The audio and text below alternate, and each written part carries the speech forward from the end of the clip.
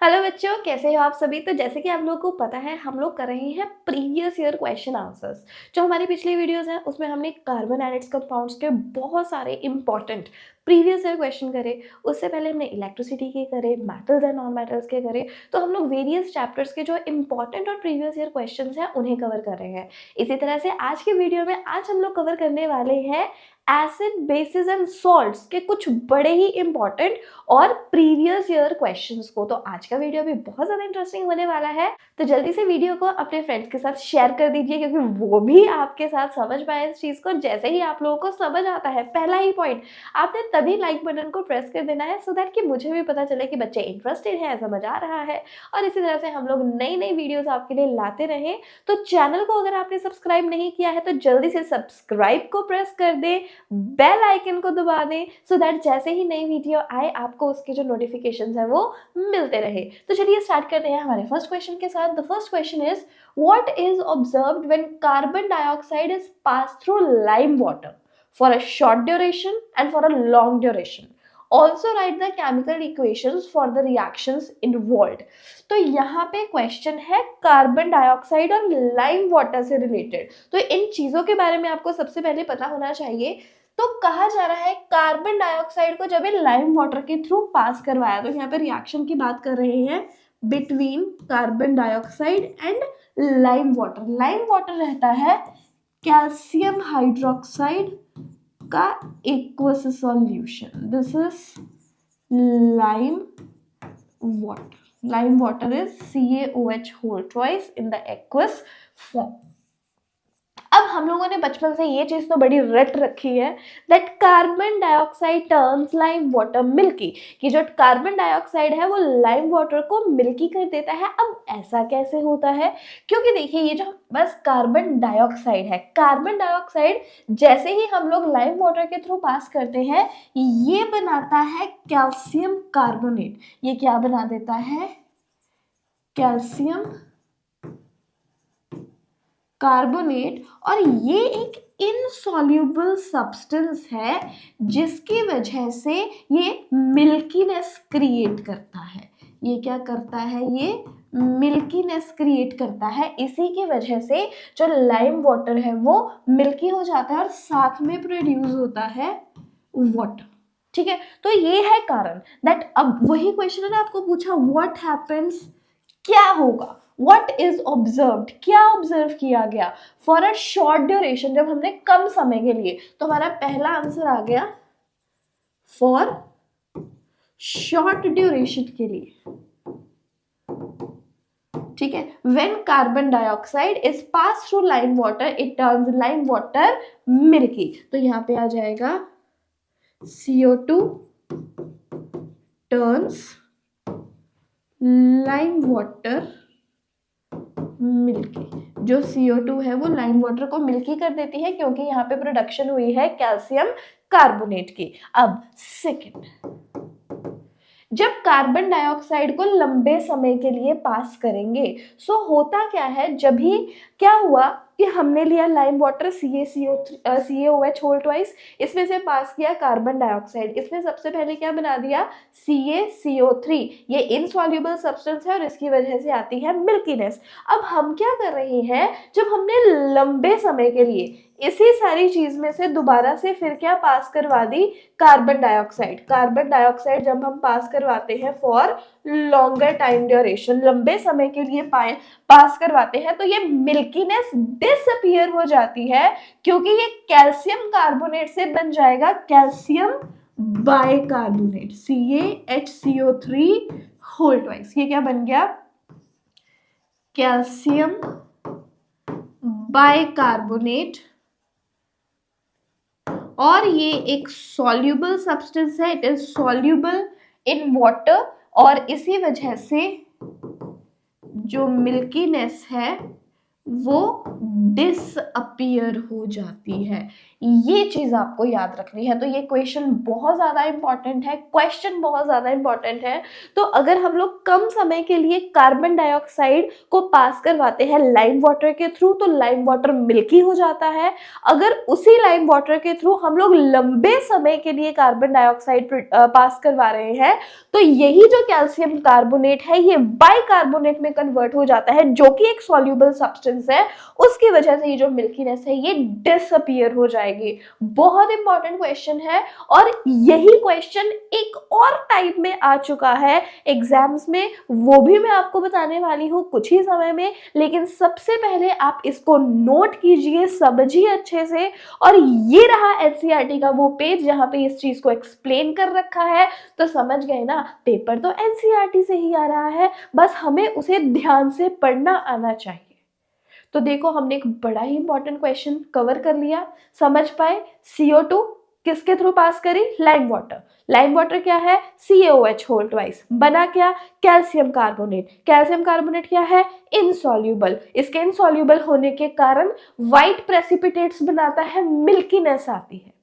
इसी के थ्रू अगर कार्बन डाइऑक्साइड हम लोग लंबे समय के लिए पास करेंगे, तो यही कार्बोनेट किस में कन्वर्ट हो जाएगा? कैल्शियम बाइकार्बोनेट में, जो कि सॉल्युबल है, और जिसकी वजह से मिल्कीनेस क्या हो जाएगी? डिसअपियर।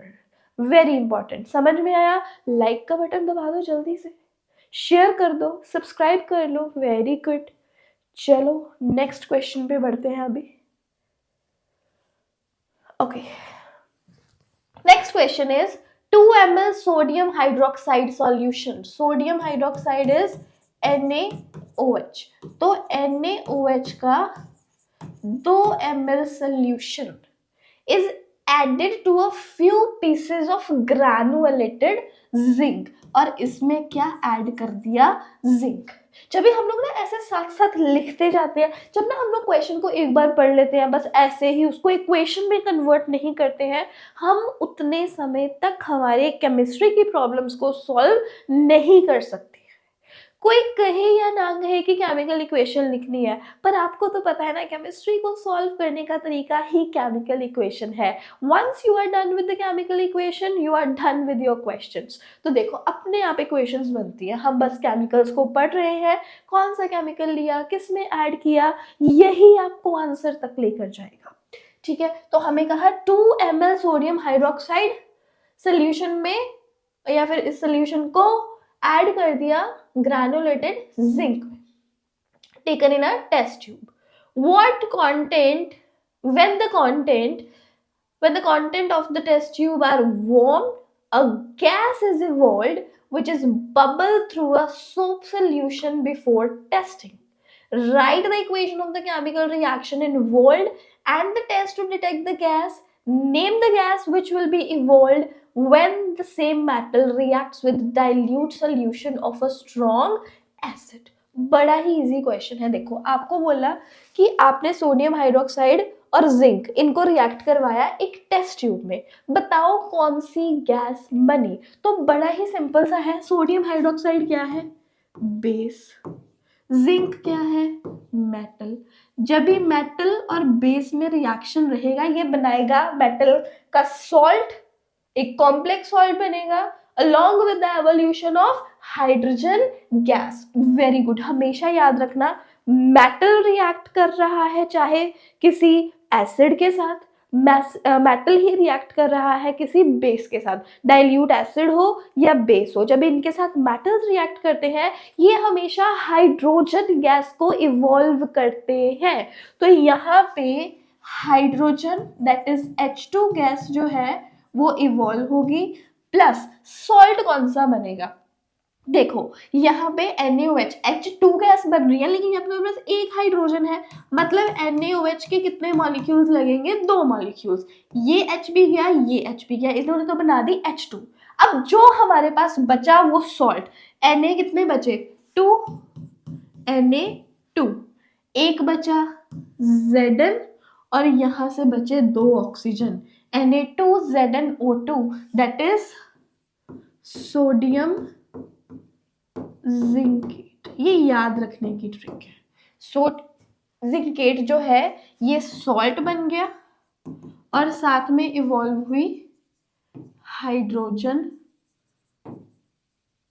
गैस, साथ में इवॉल्व हुई हाइड्रोजन गैस। तो वही लिखा है, राइट द इक्वेशन, हमने इक्वेशन लिख दी, and the test to detect the gas. और ये जो कहते हैं जो गैस इवॉल्व होगी, उन्होंने बताया नहीं कौन सी गैस इवॉल्व होगी, हमें पता है हाइड्रोजन गैस। अब इस गैस को हम लोग डिटेक्ट कैसे कर सकते हैं, आपने उसका टेस्ट बताना है। टेस्ट क्या है, अब देखो इतनी चीज तो ये खुद बता चुके हैं दैट ये जो गैस है इस गैस को बबल करवाया थ्रू अ सोप सोल्यूशन। अब सोप सोल्यूशन के थ्रू जब ये पास करवाएंगे उसके बबल्स बनके गैस के ऊपर आएंगे, and when we will bring burning candle near it, near the bubbles of gas,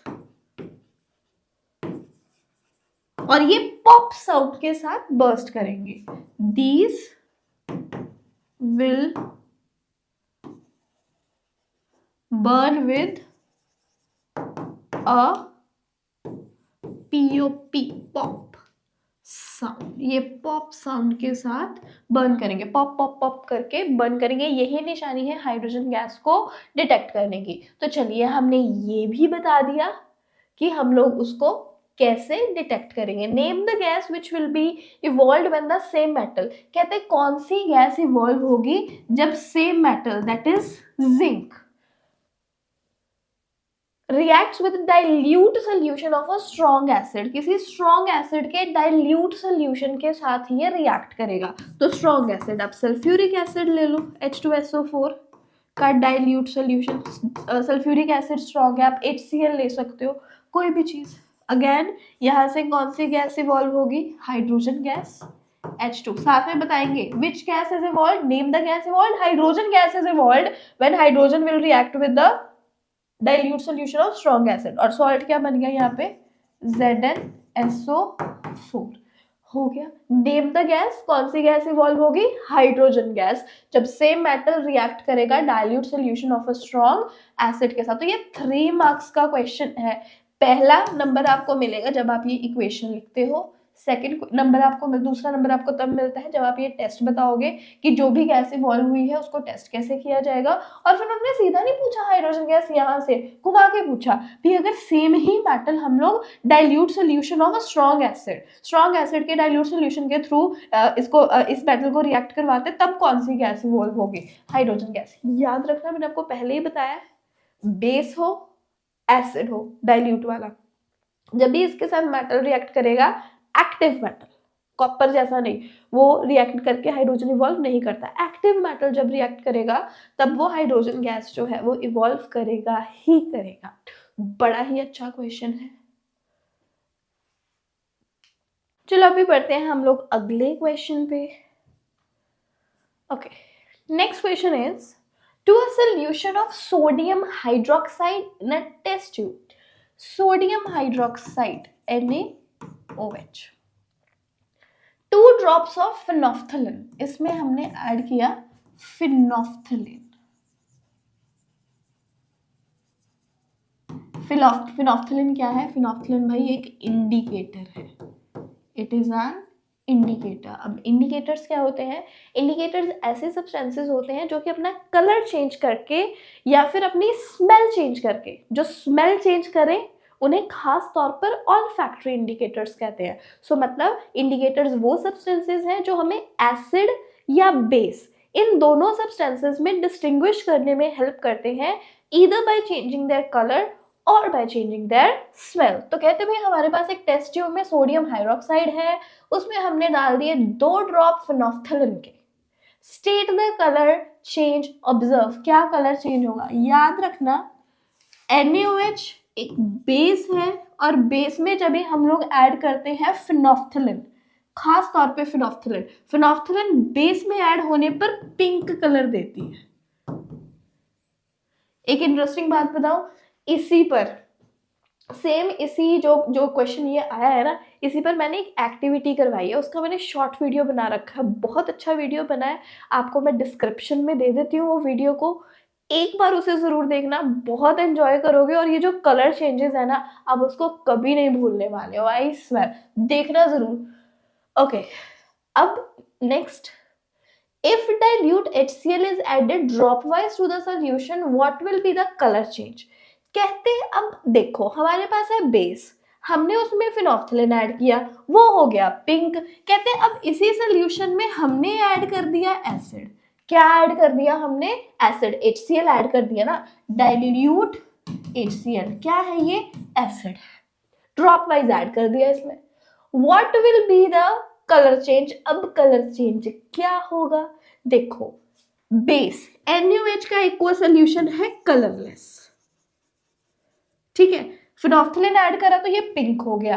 अब इसमें डाल दिया एसिड डाइल्यूट HCl, ये क्या करेगा, एसिड बेस के इफेक्ट को न्यूट्रलाइज कर देगा, इस वजह से जो पिंक कलर है वो खत्म हो जाएगा और ये जो सोल्यूशन है ये फिर से क्या हो जाएगा, colourless.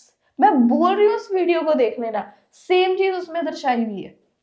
Okay, next, on adding a few drops of NaOH solution to the above mixture the color of the solution reappears, why। कहते हैं अब इसी सोल्यूशन में जो कलरलेस हो चुका है इसमें फिर से क्या ऐड कर दिया, इसमें फिर से ऐड कर दिया NaOH सोल्यूशन, वो कहते हैं कलर फिर से रीअपियर हो गया और ये जो है ये फिर से सोल्यूशन क्या हो गया, पिंक, जो कलर है वो रीअपियर हो गया। ऐसा क्यों हुआ, क्योंकि अब इसमें हमने फिर से बेस ऐड कर दिया है, हाइड्रोक्साइड आयंस जो है उनका कंसंट्रेशन फिर से बढ़ चुका है, इसलिए जो फिनोल्फथालीन है वो फिर से एक्शन में आ गया है, क्योंकि वो बेस के साथ रिएक्ट करता है ना, पहले तो इस एसिड ने इस बेस के असर को खत्म कर दिया था, अब हमने फिर से बेस डाल दिया, सोल्यूशन फिर से बेसिक हो गया, इस वजह से फिनोल्फथालीन का एक्शन फिर से आ गया और वो जो पूरा का पूरा सोल्यूशन है उसका कलर दोबारा से क्या हो गया, pink. Very important and interesting question on indicators. तो इंडिकेटर्स बड़ा ही इंपॉर्टेंट टॉपिक है एग्जाम्स के लिए। चलिए नोट कर लिया, अभी बढ़ते हैं अगले क्वेश्चन पर। Okay, next is during electrolysis of Bryan a gas G is liberated at anode. When the gas G is passed through the Slake line, a compound C is formed. भैया इस question को ना, ऐसे questions को देख के अगर तुम लोग 2-3 बार भी पढ़ोगे तो पढ़ रहे हो मिररली तो फिर कुछ समझ नहीं आता, साथ साथ लिखना शुरू करो, इक्वेशन बनानी शुरू करो, तब जाके आपको समझ में आएगा। अब इन्होंने बोला ब्राइन का क्या करा, इलेक्ट्रोलिसिस ऑफ ब्राइन। एक कहते जी गैस जो है, जी क्या है, एक गैस है, इवॉल्व होगी, कहाँ इवॉल्व होगी, एनोड पर, और कहते when this gas G is pass through slake lime, इस गैस को पास किया through slaked lime, slake lime के थ्रू पास किया, अ कंपाउंड सी, तब एक कंपाउंड सी बनेगा, C is a compound which is used for disinfecting drinking water, और इस कंपाउंड को यूज करते हैं for disinfecting drinking water. Write the formula of GnC, state the chemical equation, what is the common name of compound C, give its chemical name। देखो जितने भी question पूछे ना तभी आंसर कर सकते हो जब इस मिस्ट्री को सॉल्व करोगे, इसकी इक्वेशन बनाओगे। अब यहाँ पे आपको दे रखा है ब्राइन, ब्राइन किसे कहते हैं, NaCl के एक्वा सोल्यूशन को याद रखना, ब्राइन का मतलब NaCl का एक्वस सॉल्यूशन, इसकी क्या करी, इलेक्ट्रोलिसिस, ये है ब्राइन। और देख रहे हो ब्राइन का इलेक्ट्रोलिसिस, NaCl प्लस H2O, इसका इलेक्ट्रोलिसिस ये क्या दर्शा रहा है, ये है आपकी क्लोर एल्कली प्रोसेस, ये है क्लोर एल्कली प्रोसेस। और क्लोर एल्कली प्रोसेस के हमें प्रोडक्ट्स पता है, क्लोर एल्कली प्रोसेस के दौरान बनता है NaOH, साथ में इवॉल्व होती है क्लोरीन एनोड पर एंड हाइड्रोजन गैस कैथोड पर। क्लोरीन गैस इवॉल्व होती है एनोड पर, हाइड्रोजन गैस इवॉल्व होती है कैथोड पर। ये दोनों ही क्या है, गैसेस। डन।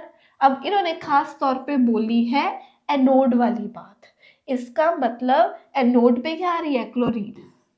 तो हमारा जी, जो जी गैस इवॉल्व हो रही है वो जी गैस कौन सी है, Cl2।